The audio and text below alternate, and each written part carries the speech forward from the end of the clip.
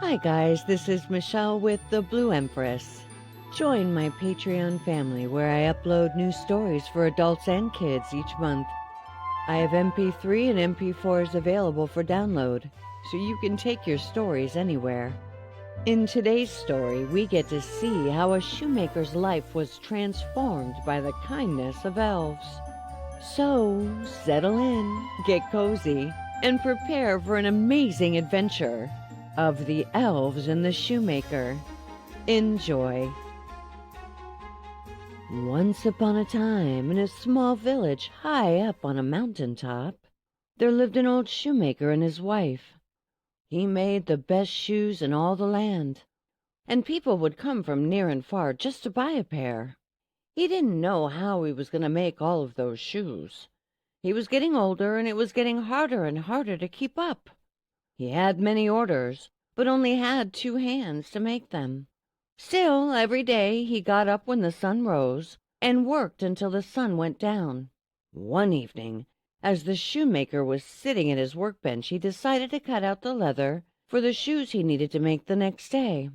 He was very tired, so his wife brought him a cup of tea, sat him on the sofa, and propped up his feet so that he could rest.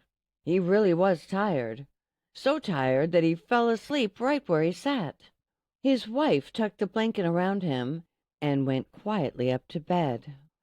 In the morning, when he sat himself down at his workbench and reached for the leather he had cut out the night before, he was surprised to see the shoes were already made and sitting there on the table. The old man rubbed his eyes and looked again.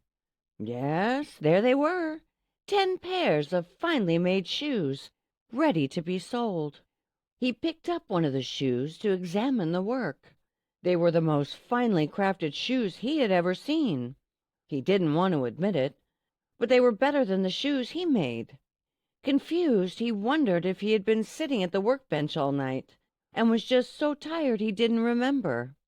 He decided to forget about how the shoes were made and was overjoyed that he was ahead of his work. That day a customer came in to pick up the shoes he ordered, but as soon as he saw the new shoes sitting on the shelf, he wanted them so badly that he offered the shoemaker more for them than he would normally pay. Still a little confused, the shoemaker took the money and bought enough leather to make 10 more pairs of shoes.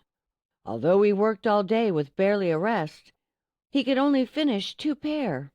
So he again cut out the leather for the next morning, set everything out on his workbench, and taking his wife's hand, they both went up to bed.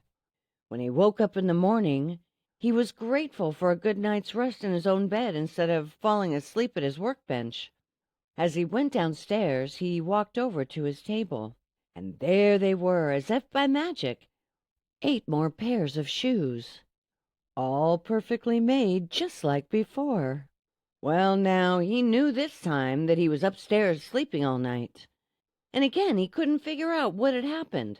Before he could even drink his morning tea, he heard a loud clamoring outside of his door. His wife went over to the window and stood staring outside, not saying a word. As the shoemaker went over to his wife, he saw a crowd of people standing in front of his shop. Not knowing what was happening, he peeked his head outside the door and asked them why they were all standing there so early in the morning. "Has something happened?" he asked, concerned. He quickly understood that they were all out there waiting for the shop to open. He barely unlatched the door when the crowd rushed in, picking up this shoe or that shoe. In an instant all of the shoes were gone, and out the door went the crowd of people happily with the shoes they bought.